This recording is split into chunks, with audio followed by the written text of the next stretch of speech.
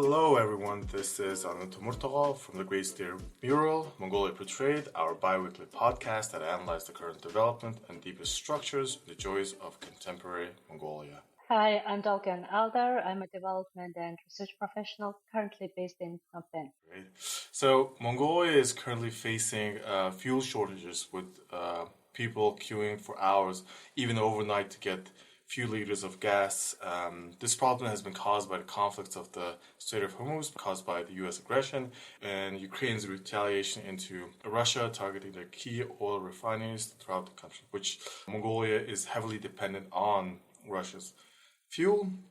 And from August 4th, the government of Mongolia imposed rations on fuel sales with even an odd number, license plating numbers, and purchases limit to around 50,000 tours, so roughly 14 liters per car, and filling for external containers were banned. So to discuss these issues, today we have a special guest, Tilmung Altnishaga. She is an NXT fellow and an independent policy analyst specializing in energy security and development economics across the global south, particularly the focus on Mongolia. Thanks for joining us, Tilman. So you wrote an article on the Diplomat called Mongolia's fuel crisis. It is a demand problem, not just a supply one. Can you tell us what is your key point in this article? Sure. Thank you very much, first of all, for having me. I am, as Anand mentioned, I'm an independent policy analyst with focus on energy security policy.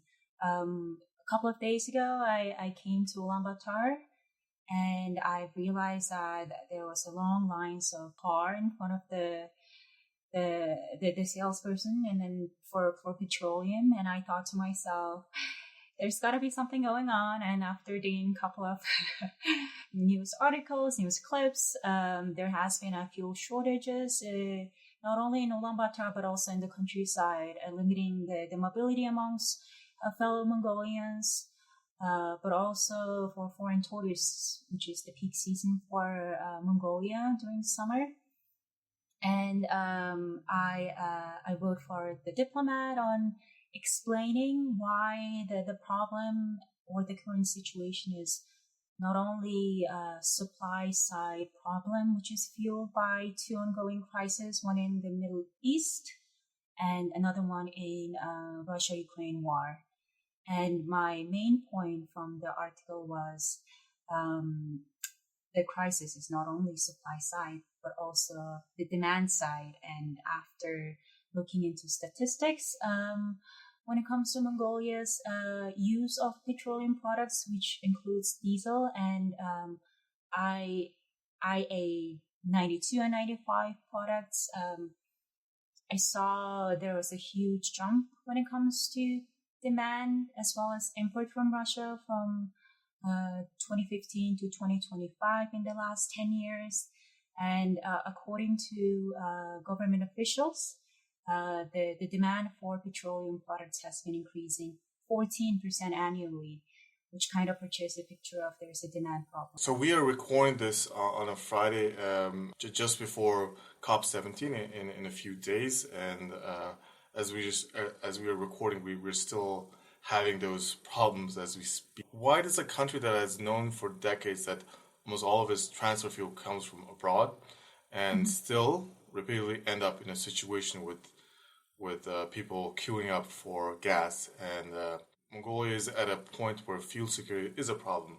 Electricity is a problem, where we have curfews of electricity in the winter and physical problems of transports. What do you think that we've known for years that we have these issues and very reluctant to solve these problems? Sure. I think it's very important to take a step back and look into a bigger picture. When we talk about energy security policy, I'd like to think it as two separate topics. One is for the transportation sector. Another one is for the power sector, and power sector is whole another monster we have to deal with later. But when it comes to transportation sector, even though Mongolia has a crude oil reserve, and in fact it has been exporting those reserves to China since, if I'm not mistaken, 1960s. Since that oil reserve is not refined and Mongolia de facto doesn't have any infrastructure to refine it and to make it as an end-use product, it has been challenged for us as Mongolians to use that product as for a common use. Hence, our reliance on Russian import. And I try to avoid we're import dependent per se. I'd like to think it as we are solely dependent on Russian oil, and it's true because statistically speaking, the last time I checked, 2025, 97% of our petroleum products came from Russia. So we are indeed dependent on Russian fuel, and our unfortunately economy runs on it, fellow Mongolians.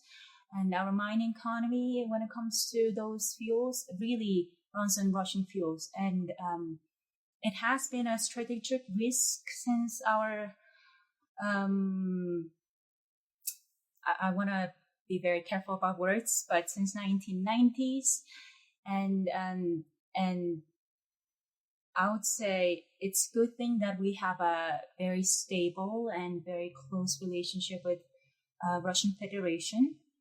And therefore, we've been having a somewhat stable supply when it comes to petroleum products. But at the same time, it's a strategic risk, right? Because if you dependent on only one source, something happens to that source vis-a-vis war between Ukraine and Russia. And once these two countries start targeting their oil infrastructures, which is critical to global energy supply system, the unintended consequences, right, is being felt in the capitals, not only capital city of Ulaanbaatar, but whole Mongolia's economy, really limiting the country's option to navigate its legs, stretch its legs. And yes, the government has been talking about a diversification plan when it comes to fuel sources. If I'm not mistaken, there has been talks between government of Mongolia as well as government of Kazakhstan this March, and there has been talks on potentially importing fuel from Kazakhstan, but I haven't seen any real import coming from Kazakhstan yet. And the Minister of Industry and Mineral, the whole team was in South Korea a couple of days ago, 2 weeks ago, and they were able to strike a deal, which is great. But these steps are somewhat late, right? Because the impact has already felt in the country and in the economy. And sure, the government is doing right policies, I guess, when it comes to diversification. But the real actual acute problem is dependency. And in the diplomat piece, I argued that the dependency is the problem. Having different sources can be a short-term solution, but it's not going to solve the long-term problem, which is fuel dependency. And I argued that transportation electrification run by Mongolia's its own renewable energy source could be the future, where there's a proven resource when it comes to natural solar and wind power. And the question is how determined the government is willing to execute those policies in the coming couple of decades, because at the end of the day, infrastructure is public policy problem. Yes. I think just based on this discussion so far, we can open it up in all directions. First of all, for example, which sector consumes most of our fuel? If we look at the statistics, for example, how much has been imported? So 2026, according to this data published by the Mongolian Mineral Resource and Petroleum Agency, 60% of petroleum products are roughly diesel. And who's using diesel? It's in mining. addition to transportation, it's mining sector. Yeah. And what's interesting is that this fuel shortage situation has been very acute ones that I can remember of. The first one in 2011, I was also studying in the UK at the time and remember seeing news all over the Mongolian news saying that Russia decided to add 40% tax on their fuel export overnight. And that created a huge impasse and shortage. There were lots of discussion about, are Russians really friends with Mongolia? Do we have really close relationship with Russia? So Yeah, yeah, responding I to remember earlier, that. Yeah, when I think when Russia attacked Ukraine, a lot of European countries put sanctions and put like higher tariffs, and then we looked at those tariffs and we thought, oh, those those nothing tariffs are, compared to. yeah, nothing compared to what Russia has put on us, I would say. Yeah. And what's interesting, in 2011, some of the people argued that Russia imposed this tariff as a move to secure potential ownership or stake in newly discovered or like ongoing Kauntalka deposit or other mineral projects. So we see how closely linked all this mining and energy as well as fuel, all this linked. The next one I can remember the fuel shortage. I think it was in 2021 when COVID Yes. hit the country. Yeah. Then the next one in 23, Yes. 4 and 5, and since then almost now annually, right? Yeah, I think the then minister lost probably lost his job because of not being able to find a way to balance or like to secure the imports of oil from Russia because it was staggering, and then there was actually queues of cars trying to get gas. It was a big problem, yeah, I think that the question would be is that we had these problems, before. Like now we are sitting at around like 11 to 17 days of fuel stocks of AI 92 fuel, while China has over 200 days of fuel reserves, higher than the benchmark of 90 days where the international guideline stands. Um, yeah, what do you think about these numbers? Like, what do you think that Mongolia has not been very adamant in? Okay, we made this mistake, so let's not make this mistake again. I think it's one of those questions you have to really think through and look into a bigger picture.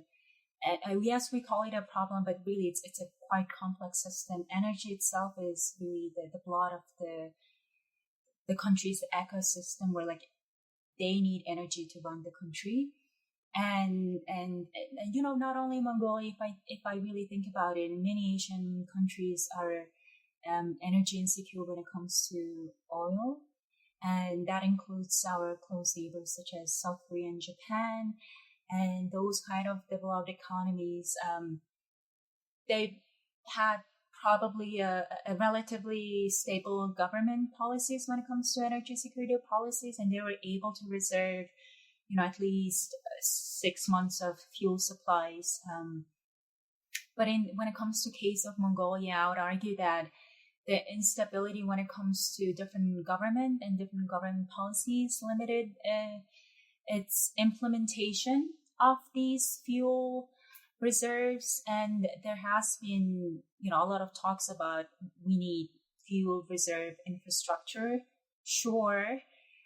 But at the same time, it takes, a solid couple of months, if not years, to get that going.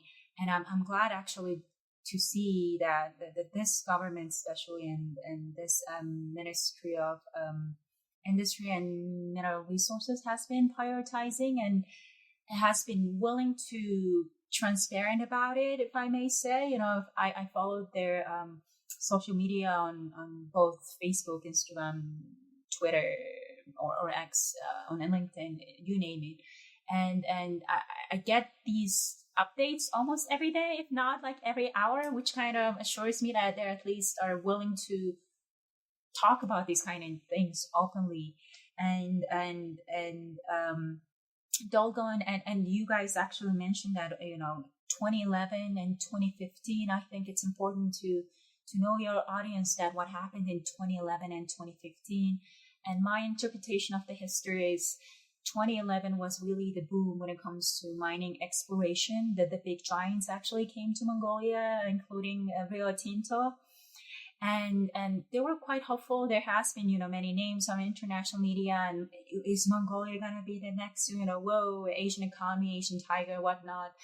But really what happened in 2015 and 2016 was, and again, it's my interpretation, there was a big, a fiscal, a problem, which is fueled by really Mongolia's leading export product, coking coal. And we have only one customer, China. And what happened to Chinese economy was experiencing heavy paralysis when it comes to their steel sector, and coking coal is solely used for steel industry in China. And infrastructure and their infrastructure industry also was in China was not doing well. Commodity prices were down around 2015 and 16. And because of those highs in 2011 and 2012, the government, back at the time, they were quite ambitious when it comes to mega projects. But I have to check the numbers again. But what happened in 2015 and 2016 was once the commodity prices went down, fueled by external factors such as Chinese economy, Mongolia's economy suffered immensely, and it had to borrow a lot of money from bigger banks, including International Monetary Fund, Asian Development Bank, some South loans from, if I'm not mistaken, government of Japan, governments of South Korea, and government of China. So again, when it comes to economic stability, there has been a turbulence, early, like 10 years ago. So I feel like when we talk about these kind of things, we have like short-term memory loss as if we're like running high in the past 30 years or not. So I'm quite sympathetic when it comes to our ups and downs, and I happen to be quite positive about Mongolia's future. And I'm curious to know, what are your thoughts on this? Yes, I agree with what you have said on those points. There's been few people would argue that because you probably know that Mongolia government used to have their own state-owned fuel distribution company called NIC, but because of private entities like protesting against the state owning, being a competitor to other businesses, they ultimately shut that down. And now there's an argument where the reason why we have these fuel shortages is because, yes, we are a fuel-dependent country from Russia, and there have been discussions where Russia has numerous times have said to us, we will give you a bulk amount of fuel with these prices. And the reason that we don't buy this amount of bulk fuel from Russia is because all these small businesses don't want to cooperate with each other. And the argument goes as though if we had like a state-owned company, then they could buy all those in bulk and maybe distribute it to the smaller companies, and maybe also we would have a more of a larger stockpile. Do you agree with this assessment, or what is your thoughts on this assessment? I would be a little hesitant to say that we need to have one state-owned company that imports oil from Russia, because corruption is a big thing back home here, and I don't think it's a good idea because it prevents small companies to compete in the market competitively and look for different sources in a competitive price, because at the end of the day, lower price wins, right? But at the same time, I think government must have and oversee when it comes to these kind of delicate topics, because indeed fuel supply is a national security issue. Hence, our Minister of Industry and Mineral Resources, Minister of Energy, they have been engaging these kind of external talks, whether it's with Kazakhstan or whether it's with South Korea or, I don't know, India or China. So I think, I don't know, multifaceted approach is always better than depending or letting one actor to lead in one sector. But I'm open to much more challenging or better arguments that can convince my current opinion. Mm-hmm. Yes, I think that's a very interesting question. As you correctly say, Anand, one of the issues, I think, in 2011, or was that 2021? I think 2021, when Rosneft essentially said they would like to have at least 100 gas stations on their own across Mongolia. And this was framed as a major security issue in the country.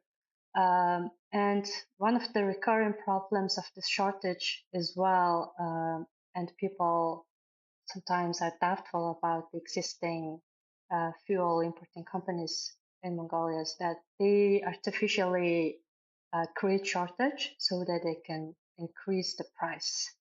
So that's one of the key hypotheses, at least among the public, of this issue. But I don't think replacing the smaller, how to say, actors such as, we call it smaller, but of course they're, by our normal citizen perspective, they're large companies. With state-owned will solve the problem itself. I think the key issue is really to understand, or the state should enforce the transparency of how much is actually imported and how much is actually being sold.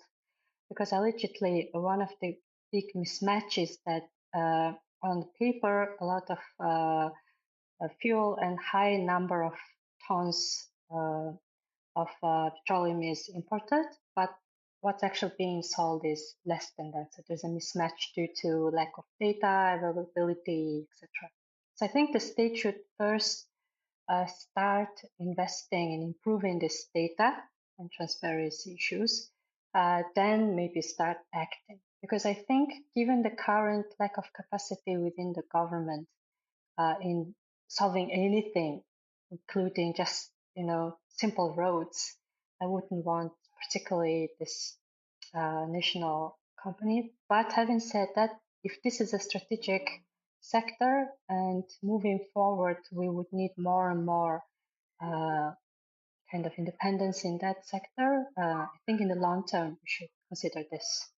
In that, if there's enough transparency and capacity, I'm not against nationalizing some, at least half or significant part of this distribution. Do you have a question for Tilman? Yes, so I was particularly interested in your article, Tilman, about your proposal as potential solution to this recurring problem, not just blaming Russia or China or any other external supply side actors, but what can we do ourselves within our capacity in something sustainable? And you mentioned that transport sector EVs could be a solution. Can you expand a bit more? Were you talking more in terms of private owned cars and transport vehicles, or considering majority, more than 50% of our petroleum is in mining and other key industries? Are you talking about those sectors also, or are you also talking about public kind of transportation system like railway and bus, etc.? And just a bit more on that. Sure. I think, first of all, I think we must start talking about transportation electrification, period, right? Because every part of the world started investing charging infrastructure and really importing a bunch of electric cars from China with very attractive prices. And as having China as a neighbor, I think we should exploit that opportunity. And frankly, from my first-hand experience, after coming home for 2 weeks or so, I see a bunch of EV cars on streets of Ulaanbaatar. And you ask me why? Because they have this special license plate, which is like bright green, which I thought first, I thought it was a cars for the diplomats. And I asked my friend, hey, is this, are these like, important people? And my friend was like, no, the red license plate is for ambassadors and diplomats, and green is solely reserved for electric cars. And I was amazed. I was like, great, amazing. I see, I already counted 3 in the span of 5 minutes on the streets of Ulaanbaatar, and tell me more. And she told me that electric cars actually, they have quite privileges in streets of Ulaanbaatar. For instance, they can roam freely around, regardless of those restrictions on the days. If anybody knows, if Mongolia expert, if you guys know that, depending on last digit of your license plate, you cannot go roam on this, on certain days, right?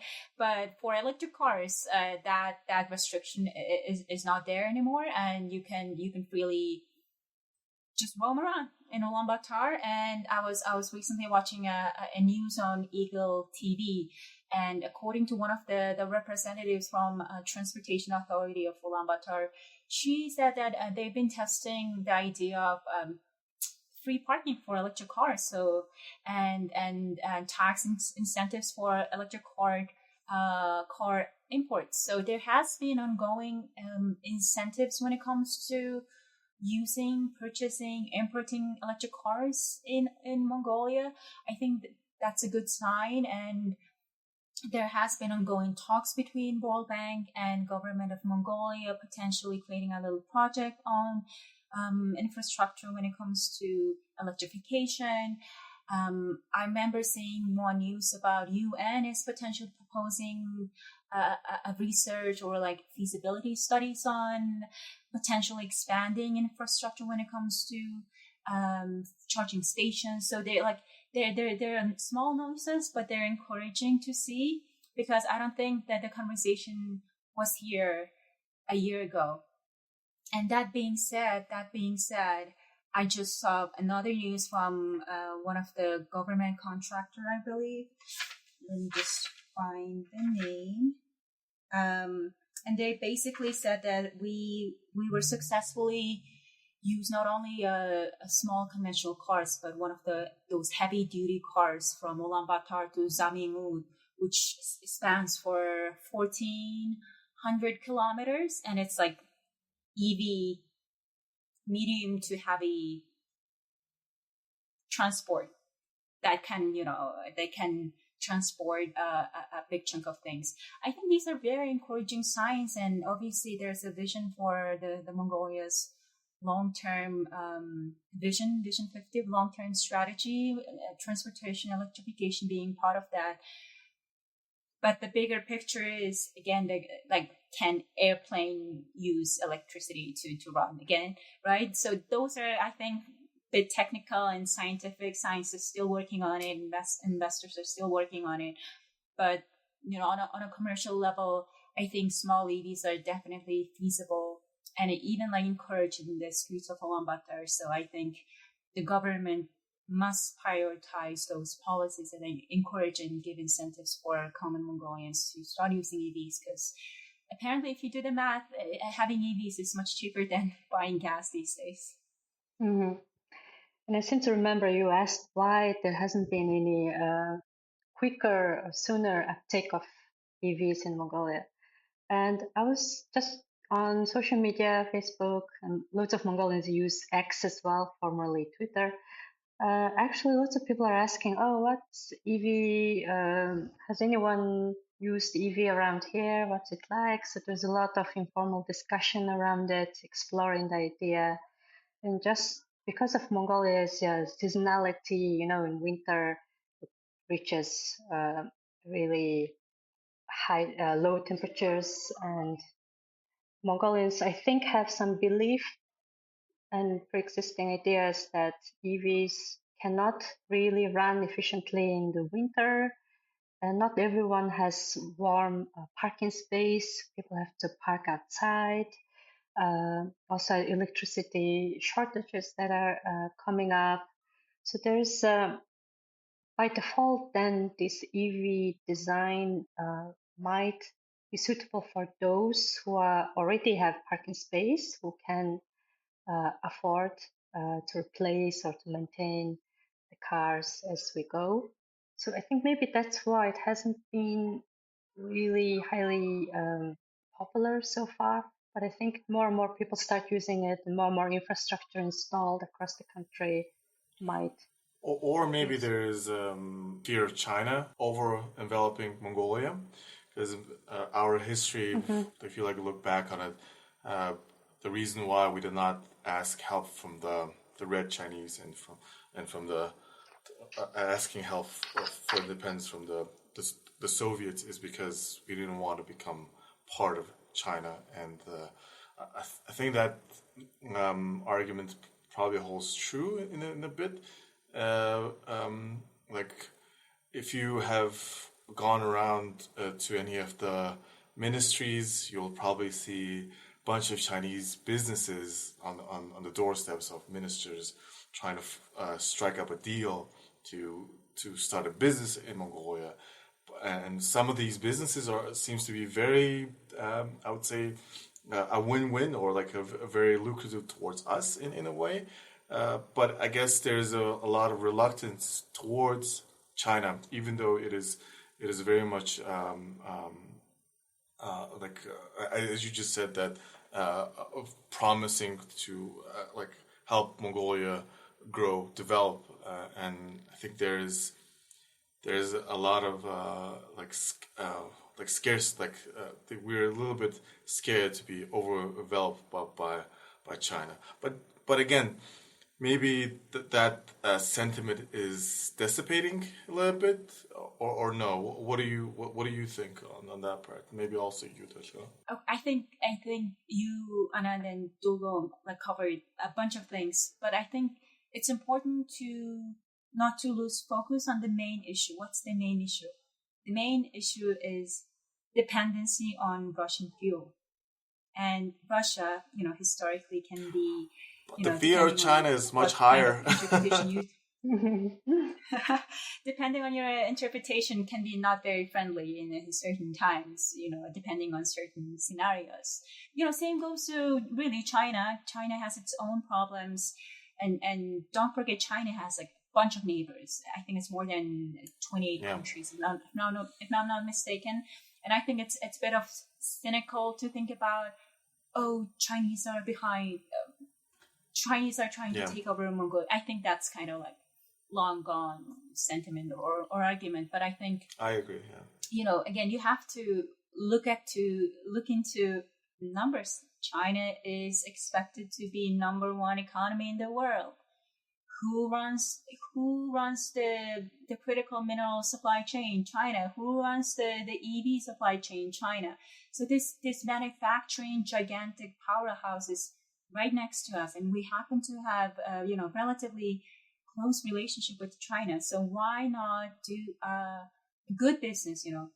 Yes, there can be certain red flags when it comes to decision making between government of Mongolia and Chinese, whatever. But I think as long as you are a good business maker, I mean, why not? Why not give it a try? And I wanted to give you one example. I was at the Ministry of Energy's Facebook, as every Mongolians are on Facebook, and that's the main source of news these days.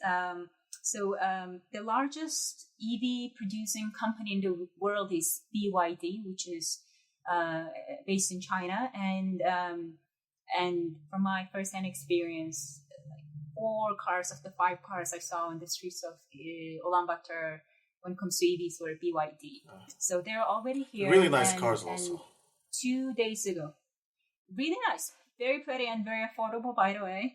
And representatives of BYD was in a meeting with Minister of Energy, and I happened to watch one of their clips, and Ministry of Energy was open about discussions and potentially exporting more electric vehicles from BYD, and BYD representatives were quite open about helping Mongolia to establish infrastructure, not only the cars, but they're willing to build fast charging infrastructure for Mongolia and for the city of Ulaanbaatar. So if the Chinese vis-a-vis BYD representatives think that there's a potential market for Mongolia to expand their business and Mongolia could benefit from the deal, I mean, why not? Because de facto, we don't have many fast charging stations in Mongolia. If I'm not mistaken, the 2024, there were like only 8 fast charging stations and around like 200 EVs or some underwhelming number. So I think the conversation is here, the interests are here. So why not strike a good deal and find a way to get away from this fuel dependency that we heavily rely on our northern neighbor, Russia. And that's what I'm thinking at the moment. But again, open to much more challenging or attractive arguments. What is your thinking, Teshma? Yes, I think just like the air pollution problem, like any of the major structural problems our country is facing, like even meat supply problems, all of these we covered in our podcast previously. There's no just one solution for everything. For example, for the air pollution case, we need to address both the individual household level consumption and kind of modernization of the fuel and heating sources, etc., at the household individual level. But at the same time, at the industry and much larger level, we need a different type of reform there. So I think, I agree with you in a sense that EVs can be an important part of the solution, but of course not all. As we discussed, like all the major consumption issues in the different sectors, for example, can be. We need both the short-term, immediate response as well as this kind of long-term, kind of visionary change. And I live currently in Phnom Penh, and here we see electronic vehicles everywhere. I take Grab, which is equivalent of Uber in Phnom Penh, almost every day. And yes, there's this amazing, very luxury EV cars, mostly from China, at quite affordable prices, and they work pretty well here, getting really popular. So why not Mongolia? I agree with your point. But what do you think about specifically China being a more of a larger player in our economy and maybe also in our growth in our infrastructure, especially like EV based transport? Mm-hmm. I think again the risk is real because indeed we have only 2 neighbors and we have to be very cautious about our policies when it comes to our immediate 2 neighbors as well as our 3rd neighbor policy. But I don't think it's unique to Mongolia per se. For instance, in Norway, I believe now 80% of newly purchased cars are EV, and overwhelming amount of that 80% comes from China because again, market. Chinese are offering very competitive price than compared to, let's say, Tesla in the US. I think would argue that Norway is far away from China. For us, China is basically is our neighbor. It is right next to us. It has basically there is a historical fear of China. Yes, I hear you. And from my studies from grad school, I actually wrote a gigantic, insufferable paper on how Mongolia's national identity was formed. And one of my analysis was it was formed during Soviet era, anti-China, pro-Soviet Union. And in that sense, yes, I think it's relevant. But at the same time, I think times are really changing. You know, I see in the streets of Ulaanbaatar, like everybody is like under 20 and they're so young and they're like everywhere, like kids are everywhere. So I was just telling my mother, I was like, Mom, the kids are everywhere. I don't think we're like only 3.5 million. It feels like we're, I don't know, 10 million or something like that. But statistically speaking, perception of China across the world when it comes to age groups, younger generations, statistically again, much more positive perception of China. And I think it's again, depending on your interpretation, it's a good or bad thing, but I don't think it's necessarily a bad thing for having Chinese EVs. Let's say, I don't know, 20% of the EVs can be from BYD, I don't know, and 10% can be, I don't know, India. India is one of the players. Or if fellow Mongolians can afford to have Teslas and other Western EVs, I mean, why not, right? But that reminds me, I actually saw another a news clips, and that was again from Transportation Authority from Ulaanbaatar, and the spokeswoman, she was talking about how they were striking deals, let's say EVs from China, but charging infrastructure could be potentially coming from Europe. That way, the balancing really happens when it comes to electrification. And I think that's a great way to look at it, because third neighbor policy is really important for Mongolia's independent and national security policy apparatus. And if our European partners, our Western partners, if they're willing to supply some parts of the charging infrastructure when it comes to EVs, I mean, why not? That's the great balancing goes, right? How Mongolia was able to balance between two giants and the big talks. But I think we should move on to another topic that I wanted to briefly mention about. Is not necessarily electrification, but Mongolia's own refining project that's happening as we speak, and hopefully, if all goes well, is expected to open in 2028, and which is really important. And I'm curious about your opinion, because last time I checked, it was financed by India's government, and the question goes, where is India's largest infrastructure project? It's in Mongolia. So there's another player is really active if you pay attention to, and that is India. And I'm very excited about the future conversations with you.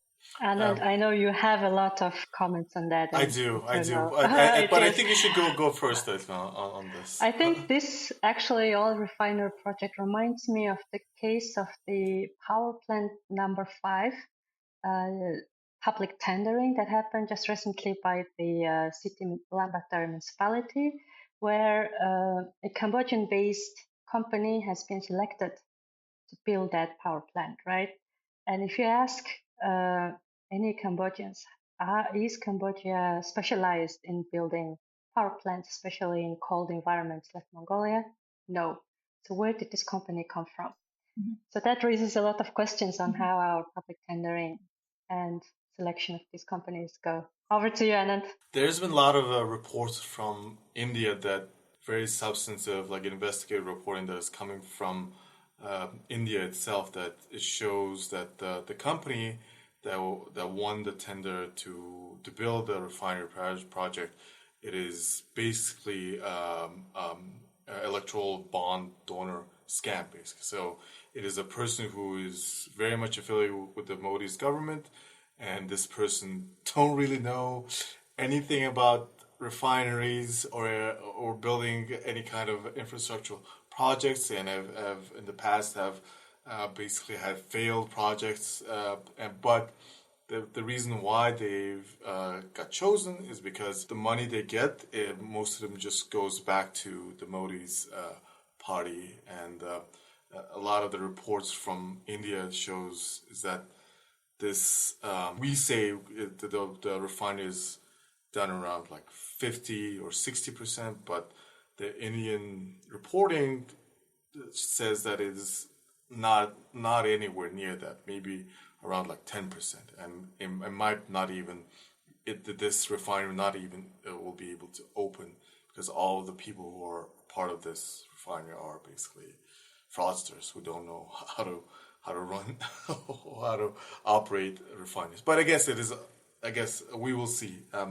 This is all coming from India. We don't know anything about what is happening on the ground here.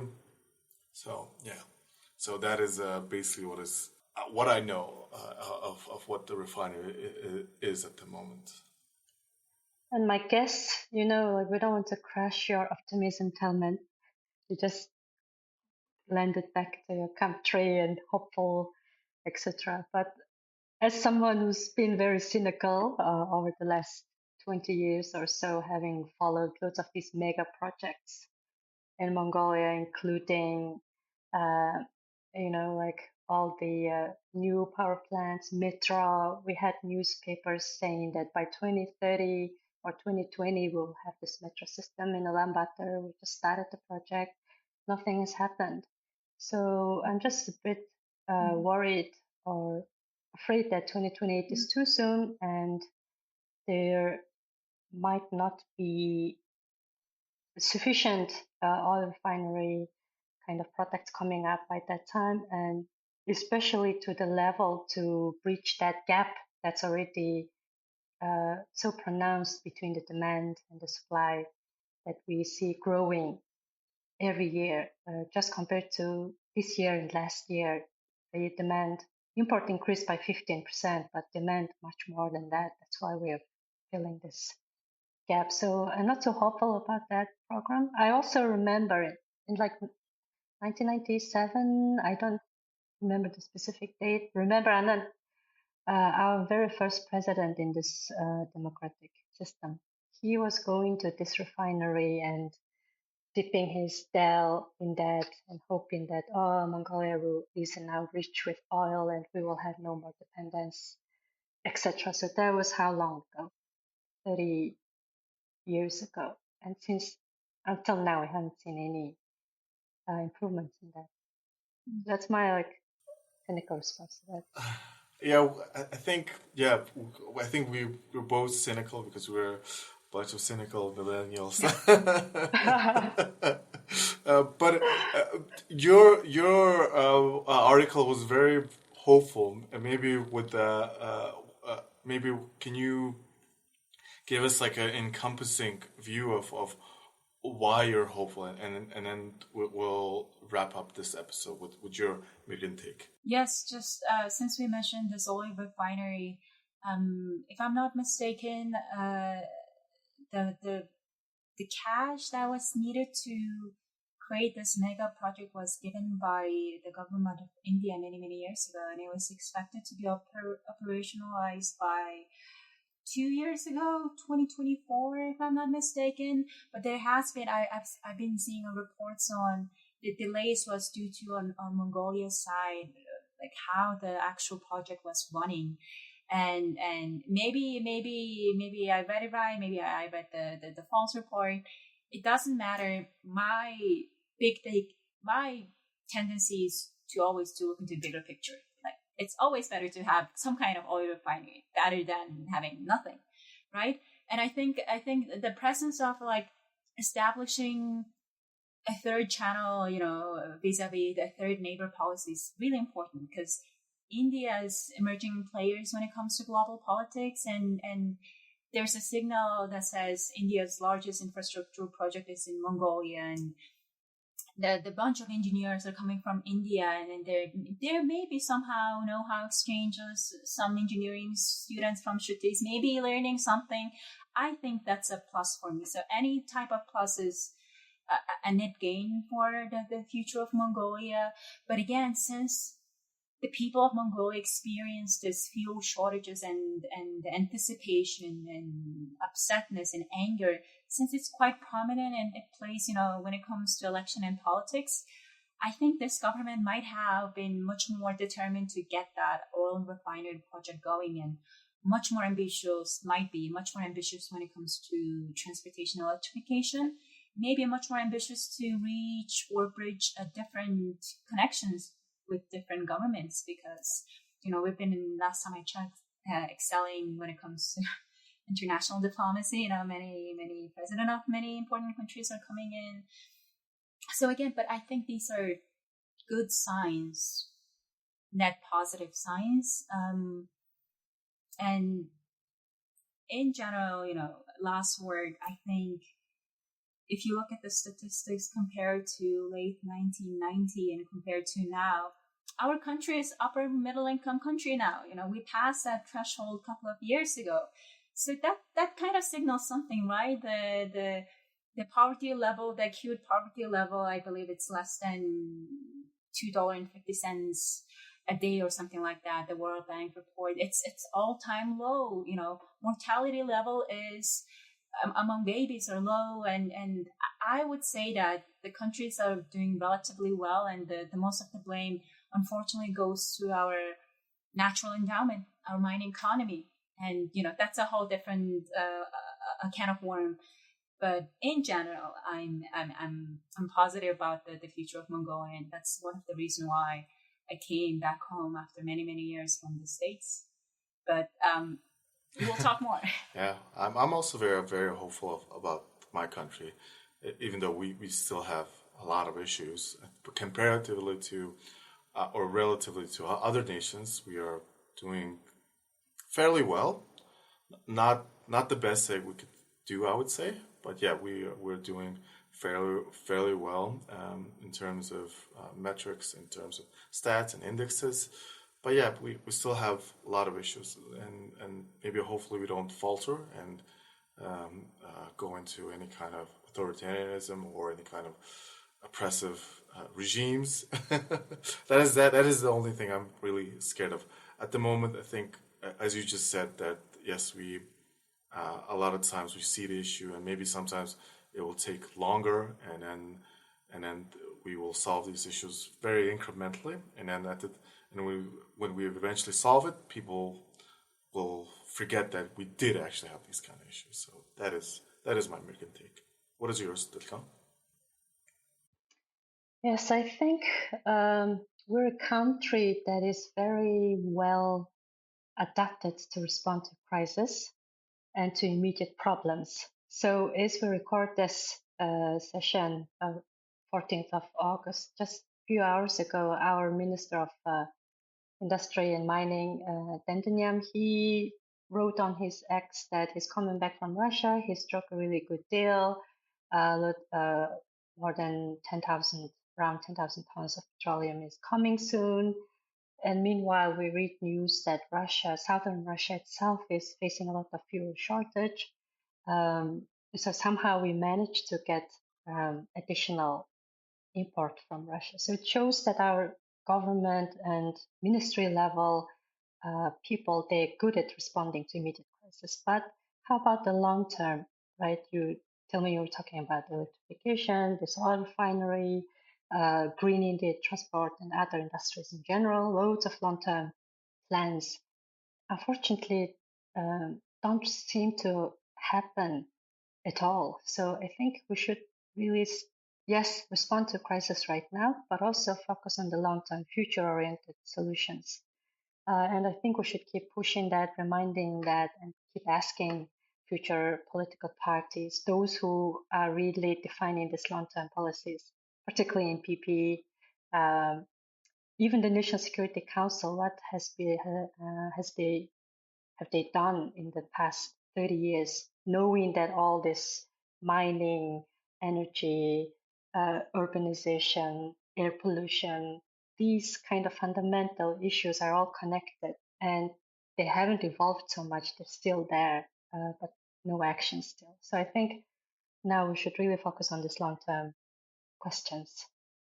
As you correctly say, as we move to this upper Midland country status, our discussion should move beyond day-to-day struggle to more long-term as well. Yeah. With that, hopefully we will continue this conversation onward and maybe in future episodes. And thank you for being with us, Tillman. We really loved your perspective and really loved your optimism and hopefulness. And we'll hope to speak to you soon. Yes. And this is Anand from Ulaanbaatar. And this is Dolgion. Oh, thank you very much. This is Telman Altishara, based in Ulaanbaatar. Thank you.